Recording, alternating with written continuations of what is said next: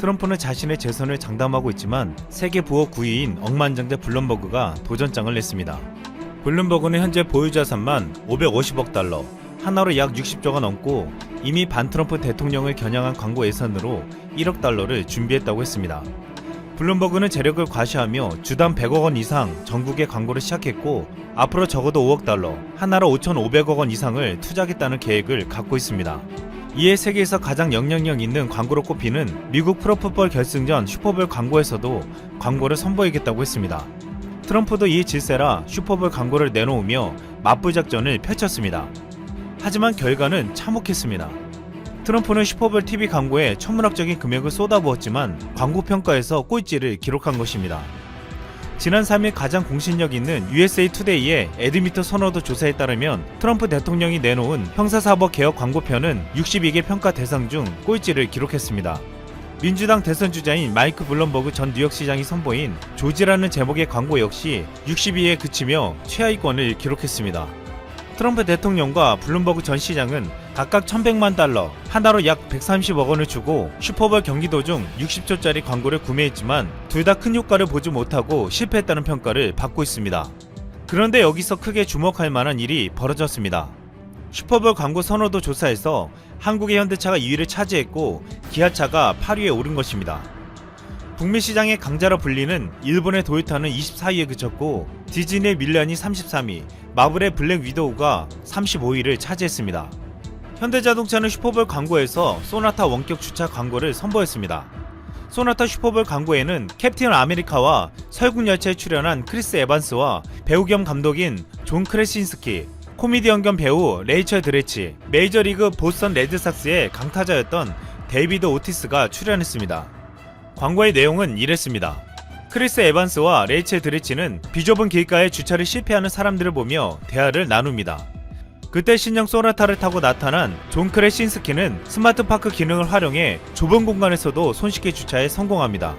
이를 지켜본 한 노인이 운전자가 없이 움직이는 차를 보며 깜짝 놀라자 크리스 에반스는 이건 스마트 파크라며 안심시키고 2층에 있던 데이비드 오티스도 이를 보고 놀라자 레이첼 드레치는 스마트 파크라고 외치며 소나타를 보고 이건 유량차라고 말하며 무인주차 기능을 보여줍니다. 이 광고는 놀라운 기능을 재밌게 보여주기도 했지만 핵심 포인트는 사투리였습니다. 국내 연예인들이 전라도, 경상도 등의 사투리를 써서 특유의 억양으로 웃음을 이끌어내는 것처럼 이 광고에 등장한 배우들도 모두 보스턴 출신으로 완벽한 보스턴 사투리를 써서 미국 내에서 큰 공감을 불러일으킨 것입니다. These two troublemakers. Hey, Johnny, how are you? Wicked car, is that new? Yeah, it's a Sonata. Let me pack it. Oh, you're not fitting your car in there. Chris, stop being a smarty pants, all right? 이 영상에는 모든 유튜버 광고가 이와 같으면 건너뛰지 않습니다 라는 베스트 댓글이 큰 호응을 얻었습니다. 이 광고는 이미 일주일 전에 유튜브에 공개되면서 큰 인기를 끌었습니다. 현대차 북미법인 마케팅 담당자 안젤라 제페다는 지난 27일 온라인 광고를 공개하면서 보스턴 억양을 훅으로 사용하여 유튜브에서 빠르게 인기를 얻었다라고 했습니다. 실제로 4일 현재 이 영상은 유튜브에서 4천만의 조회수를 넘으며 폭발적인 인기를 끌고 있습니다. 슈퍼볼 광고는 1초당 2억 원 정도로 현대차 소나타 광고는 80초 분량으로 1회 광고에 무려 160억 원을 사용했습니다. 트럼프와 블룸버그는 슈퍼볼 광고에서 최악의 평가를 받으며 130억 원을 날렸다는 말을 들었지만 현대차는 160억 원을 사용하고도 그 이상의 효과를 얻었다는 평가를 받았습니다. 현대차는 소나타뿐만 아니라 최근에 출시한 제네시스 GV80도 슈퍼볼 광고에 내놓았습니다. 미국 유명 가수 존 레전드와 그의 아내 크리시 타이겐이 주인공으로 출연했습니다. 크리시는 올드 럭셔리 환송 파티를 할 시간이라며 파티 참석자들에게 외치고 영 럭셔리가 무엇인지 남편이 보여줄 것이라며 입구를 가리키는데 남편은 나타나지 않습니다. 한참 뒤 나타난 남편은 제네시스 GV80을 타고 나타납니다. 남편 존은 능청스러운 웃음을 지으며 마법의 단어는 이라고 묻자 아내는 살아있는 가장 섹시한 남자라고 답합니다. 이 표현은 은유적으로 제네시스 GV80을 섹시한 남자로 표현했다고 했습니다. 이 영상도 이미 유튜브에서 조회수 2,600만회를 넘으며 큰 인기를 끌고 있습니다. 기아차는 슈퍼볼 광고에서 셀토스 광고를 선보이며 선호도 조사에서 8위를 기록하는 등 큰 인기를 끌었습니다. 미식 축구 선수 조시 제이콥스가 내가 만약 어린 시절에 나를 만나면 무슨 얘기를 할까라고 읊조리며 옆자리에 앉은 어린 시절의 자신에게 나 자신을 믿어라, 주위의 편견을 깨부셔라고 말합니다. 이어 비장한 표정으로 경기장에 들어서는 조시의 뒷모습과 세토스의 모습이 교차되며 자막으로 세토스를 소개합니다. 모든 것을 바쳐라 라는 내용으로 마무리됩니다. 이 광고는 미국에서 출시되는 기아차의 첫 소형 SUV인 세토스의 도전과 자신감을 표현했습니다. 기아차는 세토스를 올해 미국 시장 주력 모델로 확정했습니다. 지난해 기아차는 세토스를 인도에 내놓으며 놀라운 성과를 냈습니다. 지난해 8월부터 인도에서 본격적인 판매를 시작한 세토스는 지난 11월 14,000대를 판매하며 인도 시장 SUV 판매 1위를 기록하더니 5개월간 세토스의 누적 판매량은 57,990대에 달했습니다. 이제 기아차는 인도에서의 흥행에 힘입어 이제 북미까지 공략하겠다는 전략을 세웠습니다. 이번 슈퍼볼에서 현대차와 기아차의 광고가 큰 호응을 얻으며 앞으로 북미 시장에서 그동안의 선전을 이어갈 것으로 전망되고 있습니다. 현대차는 2008년 한국 기업 처음으로 슈퍼볼 광고에 참여해 미국 내 브랜드 인지도를 꾸준히 높여왔습니다. 2016년에 현대차는 제네시스 광고로 자동차 브랜드 비미국계 기업 최초로 1위를 차지했고 지난해에도 자동차 브랜드 1위, 전체 브랜드 4위를 차지해 주목을 받은 바 있습니다. 지난해 현대차가 슈퍼볼 광고에 내세운 대형 SUV 팰리세이드의 연 판매량은 5만 대였고 이 중 미국에서 판매된 차량은 28,736대로 큰 인기를 끌었습니다. 호세 무뇨스 현대차 북미권역 본부장은 지난 1월 팰리세이드 출시 후 도요타와 혼다, 닛산을 찾던 고객들이 현대자동차로 넘어오고 있다고 말했습니다. 팰리세이드 등의 인기로 지난해 미국 전체 자동차 시장 판매량은 전년 대비 1.1% 감소했지만 현대차는 4.7% 증가한 71만 대를 판매해 반등에 성공했다고 했습니다. 그는 또한 많은 경쟁사들이 세단에서 손을 떼고 포기하고 있는 상황이지만 우리는 신형 소나타를 포함한 세단 판매도 중요하게 볼 것이라고 했습니다. 이번 슈퍼볼에서 공개한 소나타 광고는 현대차의 야심찬 목표를 단적으로 보여주었습니다. 또한 현대차는 올해 미국에서 출시하는 제네시스 GV80을 안착시켜 올해 72만 8천 대, 2025년에는 100만 대를 팔겠다는 목표를 달성하겠다고 했습니다. 현대차는 슈퍼볼 광고뿐만 아니라 제네시스 GV80 TV 광고도 놀랄 만큼 잘 만들었다며 멋지다는 평가를 받았습니다. 현대차뿐만 아니라 기아차도 슈퍼볼 광고에서 큰 성과를 거두었습니다. 지난 2017년 기아차의 슈퍼볼 광고 영웅의 여정편이 유튜브 애드블리츠 선호도 조사에서 1위를 차지한 바 있습니다. 기아차의 슈퍼볼 광고 영웅의 여정편은 미국 종합일간지 USA 투데이의 광고 선호도 조사 애드미터에서도 7.47점을 기록해 혼다와 아우디를 누르고 전체 1위를 차지했습니다. 기아차는 이 광고 효과에 힘입어 그해 1월부터 미국에서 판매를 시작한 니로에 대한 소비자들의 관심도가 급증했습니다. 더욱 중요한 것은 기아차의 브랜드 이미지가 올라갔다는 것인데 최근 북미 시장에서 폭발적인 인기를 끌고 있는 텔루라이드가 성공하게 만드는 발판이 되었습니다. 기아 텔루라이드는 2020년 북미 올해의 차로 선정되었고 자동차 전문지 모터트렌드의 2020 올해의 SUV와 카엔드라이버의 2020 베스트 10을 석권하며 올해 3관왕에 올랐습니다. 텔루라이드는 지금 미국 내 월평균 5,000대 이상 팔리며 폭발적인 인기로 고객들이 수개월 기다려야 하는 상황이 벌어지고 있습니다. 텔루라이드는 지난해 2월 미국에 출시해 1년도 안 돼서 58,604대를 판매하며 기아차 전체 미국 시장 자동차 판매량의 9.5%를 차지하고 있습니다. 현지 자동차 업계 관계자에 따르면 고객들은 차량을 더 빨리 받기 위해 적게는 100만원에서 많게는 수백만원까지 프리미엄을 얹어가면서 구매를 하고 있다고 알려졌습니다. 이마저도 물량이 없어 웃돈을 줘도 구매하기가 힘든 상황이라고 전했습니다. 지금 텔루라이드의 놀라운 인기는 현대 팰리세이드와 함께 북미 시장에서 1, 2위를 놓치지 않고 있는 도요타 하이랜더까지 위협하고 있습니다. 일본 도요타는 이번 슈퍼볼 광고에 새로운 SUV 도요타 하이랜더 광고를 내놓았지만 선호도 조사에서 24위에 그쳤고 유튜브에서 조회수 18만회로 관심을 끌지 못했습니다.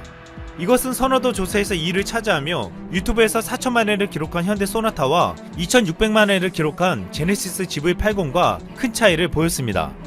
기아에서 내놓은 세토스 광고도 1000만회를 넘었습니다. 업계 전문가들은 지금 이 추세로 간다면 북미 시장에서 현대기아차가 일본차를 앞으로 더 거세게 추격해 나갈 것이라고 전망하고 있습니다.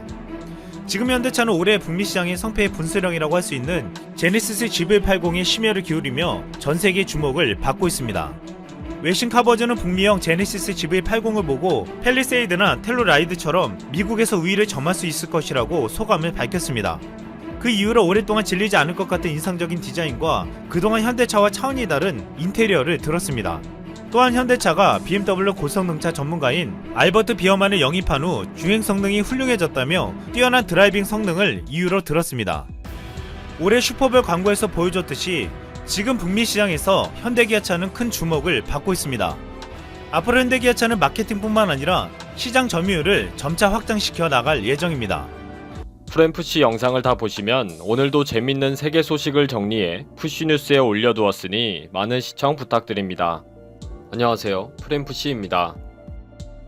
일본은 그동안 한국의 적극적인 검사와 추적과 격리 그리고 치료에 대해 사사건건 비난을 해왔습니다.